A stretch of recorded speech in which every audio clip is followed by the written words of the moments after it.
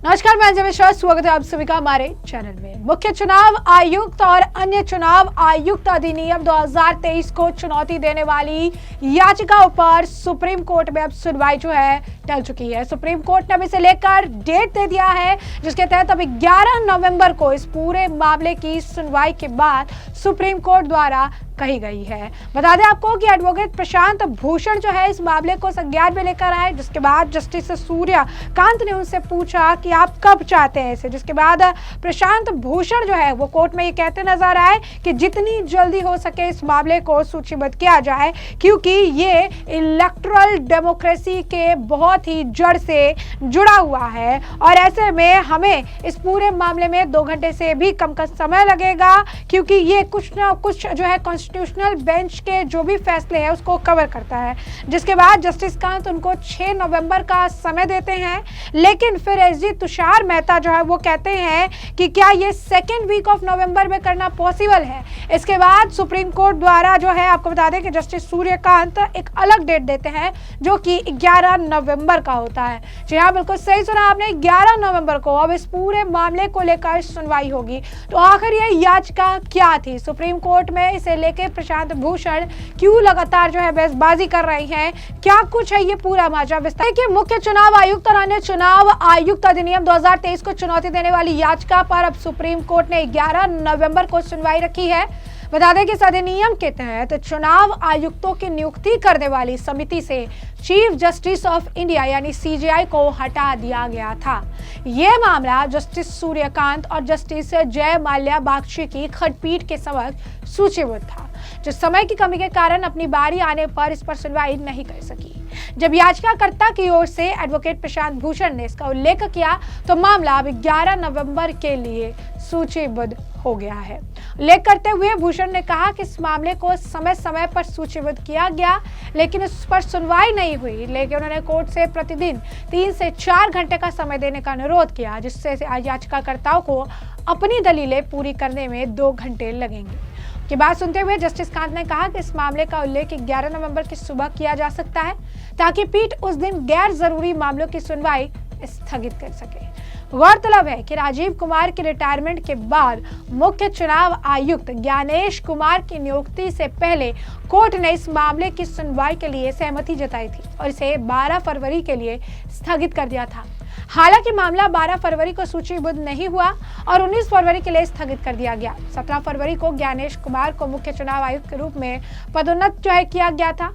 उनकी नियुक्ति के बाद याचिका जो है कर्ताओं ने कोर्ट में मामले की प्राथमिकता के आधार पर सुनवाई करने का आग्रह किया और कहा कि नियुक्तियां कोर्ट के अनूप जो है बनवाल मामले के फैसले का उल्लंघन करते हुए की जा रही है।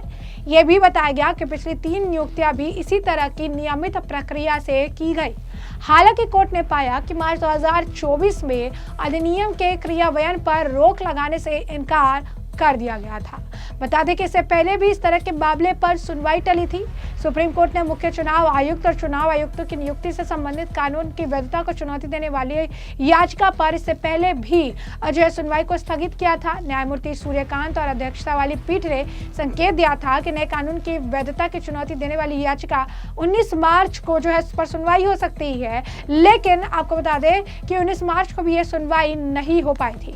न्यायमूर्ति सूर्यकांत और न्यायमूर्ति एन कोटेश्वर सिंह की पीठ ने संकेत दिया था कि समय की कमी के कारण मामले को होली के त्यौहार की छुट्टी के बाद सूचीबद्ध किया जाएगा, लेकिन उसके बाद भी इस मामले में सुनवाई नहीं हो पाई और अब ये मामला टलते टलते अब 11 नवंबर का डेट जो है दिया गया है। आपको बता दें कि पीठ ने यह भी टिप्पणी उस समय की थी जब अधिवक्ता प्रशांत भूषण ने NGO association for democratic reforms की ओर से मामले का मौखिक उल्लेख किया था। भूषण ने तर्क दिया था कि यह मामला अत्यंत महत्वपूर्ण है और इसकी सुनवाई में ज्यादा समय नहीं लगेगा। उन्होंने कहा था कि याचिकाकर्ता केवल 1 घंटे में अपनी दलीलें पूरी कर लेंगे।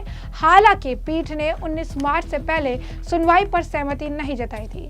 याचिकाओं में मुख्य चुनाव आयुक्त और अन्य चुनाव आयुक्त नियुक्ति सेवा की शर्तें और कार्यकाल अधिनियम 2023 को चुनौती दी गई। ये कानून सुप्रीम कोर्ट की संविधान पीठ के फैसले को दरकिनार करता है, जिसमें अनूप बनवाल बनाम भारत संघ मामले में सीईसी और ईसी की नियुक्ति प्रक्रिया में भारत के मुख्य न्यायाधीश यानी सीजेआई को शामिल करने का प्रावधान किया गया था।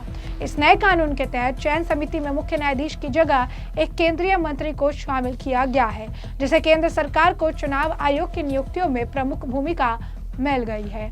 याचिकाओं कर्ताओं ने इस कानून के तहत हाल ही में की गई मुख्य चुनाव आयुक्त ज्ञानेश कुमार और चुनाव आयुक्त विवेक जोशी की नियुक्तियों को भी चुनौती दी थी। प्रशांत भूषण ने तर्क दिया कि जब यह मामला सुप्रीम कोर्ट में लंबित था, तब सरकार ने इस कानून के तहत नई नियुक्तियां कर दी। हालांकि सुप्रीम कोर्ट ने 12 फरवरी को सरकार को ऐसा करने से रोकने का कोई स्पष्ट निर्देश नहीं दिया था। चुनाव आयुक्त ज्ञानेश कुमार को 17 फरवरी को मुख्य चुनाव आयुक्त नियुक्त कर दिया गया था। 2023 में नए कानून के तहत नियुक्त होने वाले पहले मुख्य चुनाव आयुक्त हैं। उनका कार्यकाल 26 जनवरी 2029 तक रहेगा, जो कि अगले लोकसभा चुनाव की घोषणा से ठीक पहले समाप्त होगा। वहीं 1989 बैच के हरियाणा कैडर के IAS अधिकारी विवेक जोशी को चुनाव आयुक्त नियुक्त किया गया, जिसका कार्यकाल 2031 तक रहेगा। यह मामला 19 फरवरी को सुप्रीम कोर्ट के समक्ष सूचीबद्ध था, लेकिन सुबह सॉलिसिटर जनरल तुषार मेहता ने सुनवाई स्थगित करने का अनुरोध किया, क्योंकि वे एक संविधान पीठ की सुनवाई में व्यस्त है। इसमें प्रशांत भूषण ने आपत्ति भी जताई थी, कहा था कि इतने महत्वपूर्ण मामले की सुनवाई केवल सॉलिसिटर जनरल की अनुपस्थिति के कारण नहीं टाली जानी चाहिए थी। उन्होंने दलील देखी कि सुप्रीम कोर्ट में केंद्र सरकार के 17 विधि अधिकारियों में से कोई भी सरकार की ओर से उपस्थित हो सकता था, लेकिन इस मामले को इतनी ज्यादा अहमियत नहीं दी गई। इसके बाद आपको बता दें कि ये मामला लगातार आगे बढ़ता गया और अब इस मामले को लेकर एक आप कह सकते हैं कि नई तारीख दे दी गई है। इस मामले को सुनवाई के लिए रखा गया है, लेकिन प्रशांत भूषण को इस मामले को लेकर लगातार अगर आप कहेंगे कि निराशा ही हाथ लग रही है।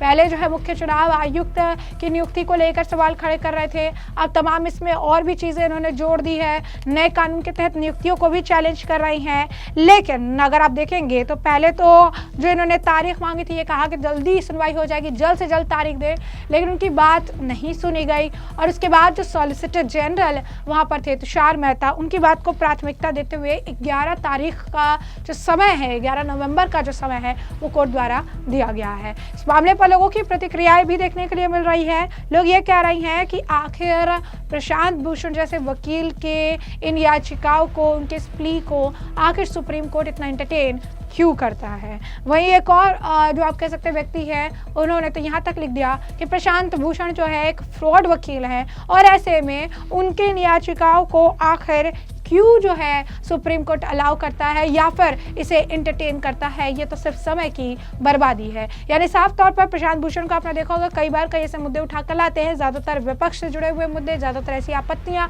जो विपक्ष द्वारा उनके बयानबाजियों में रही है या फिर जैसे विपक्ष समय समय पर उठाता रहा है। अब ज्ञानेश कुमार की नियुक्ति को लेकर भी आपत्ति है। आपने देखा कि हाल फिलहाल में वोट चोरी, चुनाव आयोग, तमाम तरीके के मुद्दों को जोरों शोरों से विपक्ष और कांग्रेस द्वारा उठाया गया।